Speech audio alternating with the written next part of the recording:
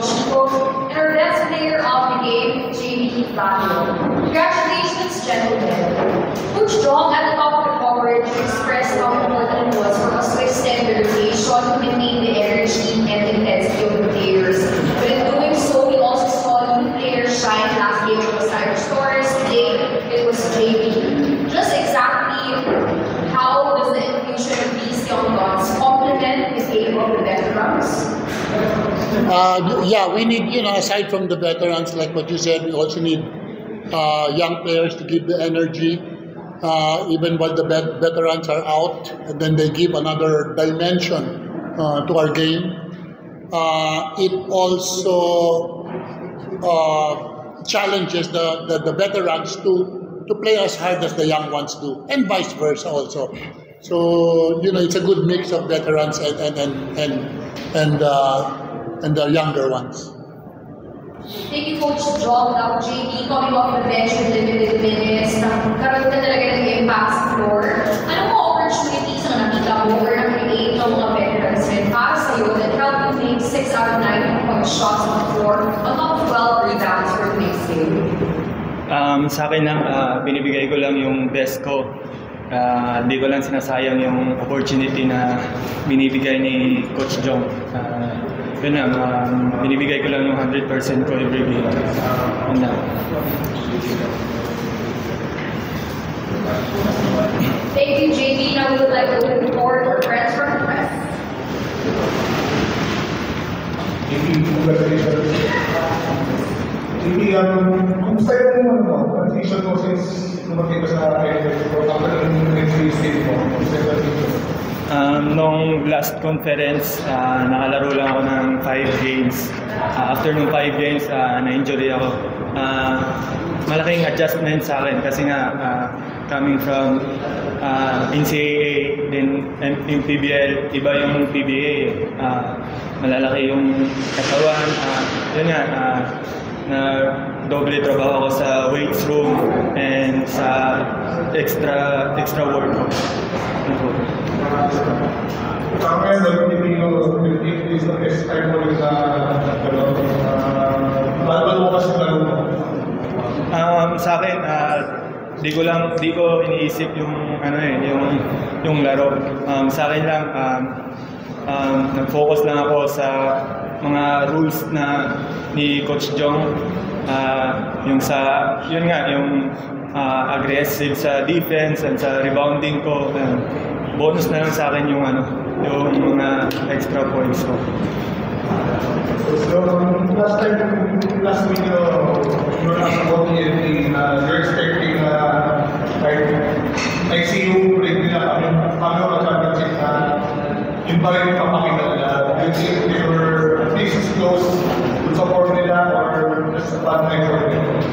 Siyempre, alam natin na maiksi lang yung practice time nila.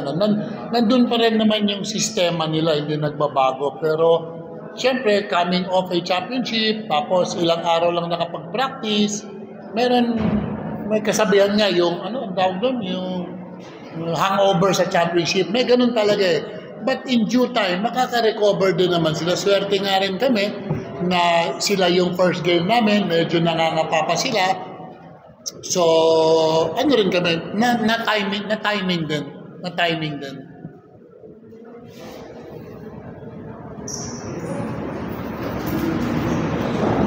What can you say about your collective effort of offense of the score and Yeah, that is what we are trying to achieve naman. Trying to achieve. Diba? Kagaya ni JB, nakascore siya kasi he works on his game. Yung mga individuals offensive skills ng player, they work extra hours before and after practice para makapag-contribute sila offensively. Of course, yung defensive rules natin, siyempre, yun ang pinagtatrabuhan natin, how they will be able to adapt to the defensive rules. Ayun, nakaka-adjust naman sila. So, sabi ko nga, maganda yung pinapakita as a team eh. Maganda yung pinapakita as a team. And then, I think we are in that process na unti-unti na makakarating tayo doon.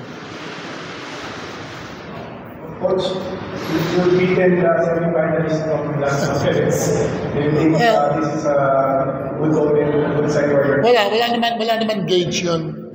Think about this. When we played Rain or Shine, it was their first game. Not to take credit out of the team, no, they played also well. But of course, you know, coming up first game Rain or Shine and then first game TNT, that's also a factor na ganun yung laro nila. Pero ganito rin yung laro namin. So, it works both ways. I'm happy with how we are playing. Consistency is the key next and keep on improving. Because after this one, hindi na first game yung mga kalaban natin. Nakapaglaro na sila. Coach, you're coming in the game.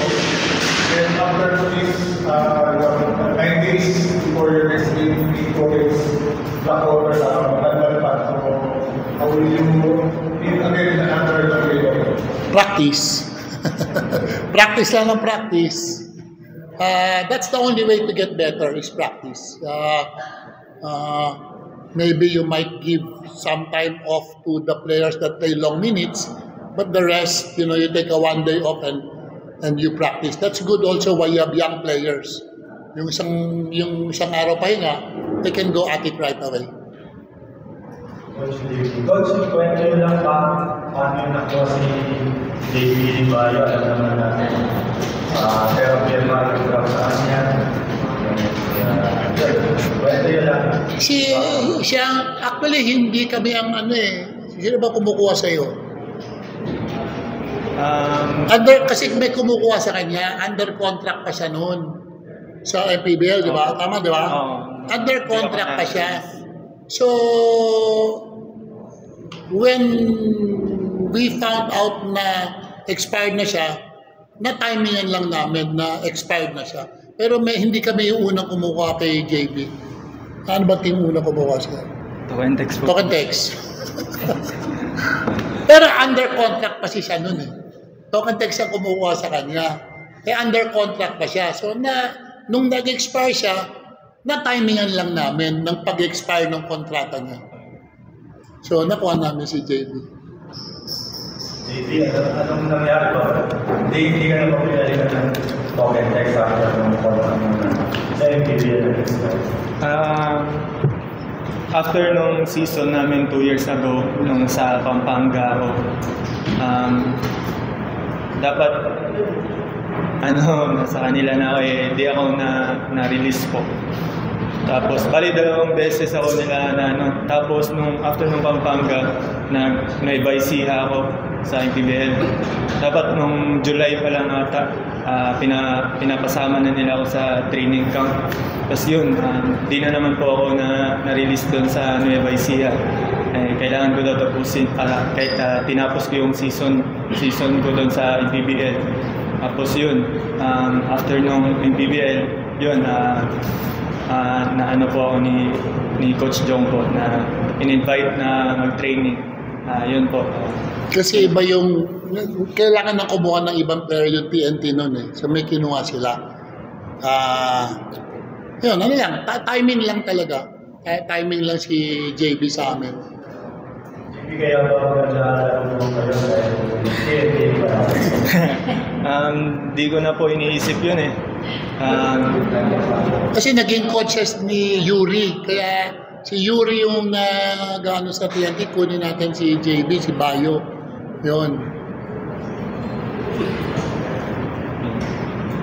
Thank you.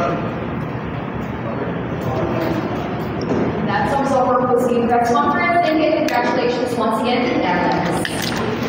Thank you.